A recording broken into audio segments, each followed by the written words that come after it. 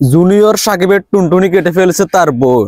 তো এই জন্য চিন্তা করতেছি আজকে থেকে আর বোর লগার হইতেন না, তাই খাতা বালিশ ব্যাগেল নিয়ে ছাদে চলে এসেছি, আলাদা হয়ে গেছি, বোর লগা যেতে আর হইতেন না। কারণ বর্তমানে যেভাবে দিন দিন পুরুষ নির্যাতন হইতেছে যা বলার মতো না। এর আগে হচ্ছে কনভেটার বেলে হচ্ছে বইকে কাটে লেগেছে তার স্ত্রী, অমন আবার কাটলে না হরুগা ফেসবুকে ঢুকে দিয়ে আবার জুনিয়র সাকিবের টুনটুনি কাটে লেগেছে গো হাতের বউ। তো দিন দিন যদি এভাবে পুরুষ নির্যাতন হইতে থাকে তাহলে দেশে পুরুষ টোকা হাম যাইবনি। আমার কথা হচ্ছে ঠিক আছে জুনিয়র সাকিব হাতে মনে ফরক ইয়া করছে বা ফাপকা যাই করছে, তার জন্য দেশে আইন আছে, আদালত আছে, বিচার আছে। তোর তো দরকার না তুই একজন পুরুষের এভাবে পুরুষ অঙ্গটা কেটে দেওয়ার। জুনিয়র সাকিবের যে পুরুষ অঙ্গটা কেটে দেওয়া হয়েছে তার তো জীবনের কোনো 2 পয়সারও মূল্য নাই।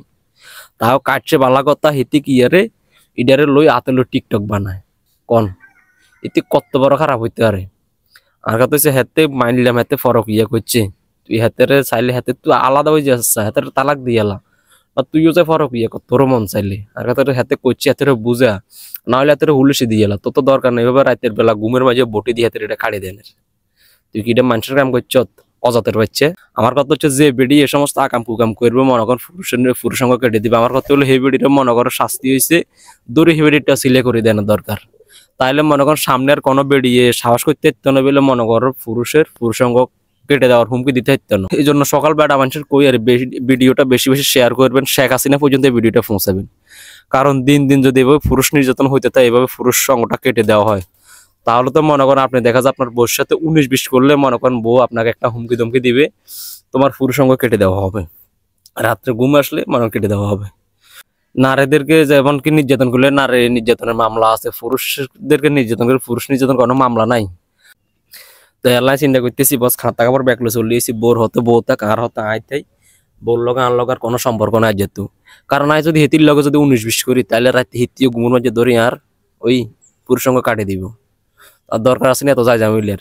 সারাদিন মনে কর হাতরে হাতের কষ্ট করি পরিশ্রম আনি তোর খাওয়াইম, তুই 19-20 তুই আরে হুমকি দিবি, তুই আর এটা কাটিয়ে লাবি ক এটা মানন যায়?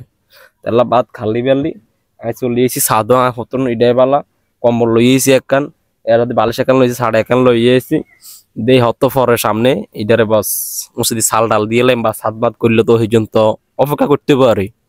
তোর লগে হতম যাইতে না, কারণ তোর লগে স্বামী স্ত্রীর ঝগড়া হইবে স্বাভাবিক। তেল্লা বুঝি তুই বুঝি আর কইবি না তুই আর তোর পুরুষ সঙ্গে কাটিয়ে এলাম ক, তো না পুরুষ তো হারে না। না পুরুষও যদি দৌড়ে যদি মনে করেন সিলে করে দিত তাহলে ঠিক হয়ে যেল। আর নাহলে হিতিরে জেলে নি যদি মনে করেন হিতির ইয়ে বালা করি সিলে করে দিতে তো তাহলে ব্যাগে ঠিক হয়ে যেল। যাকে আবার বেশি একটু খারাপ কইলেছি কেউ আবার মাইন্ডে নিয়ে না। আর তো ঠিক আছে তো হের পুরুষের মেন পুরুষত্ব তো হচ্ছে এইটা পুরুষ অঙ্গটা, তুই যদি এটাই কাটি ধ্বংস করি এলাস তাহলে হাতের দাম আছে না জীবনে, হাতের পুরুষ কেবনি মানছে।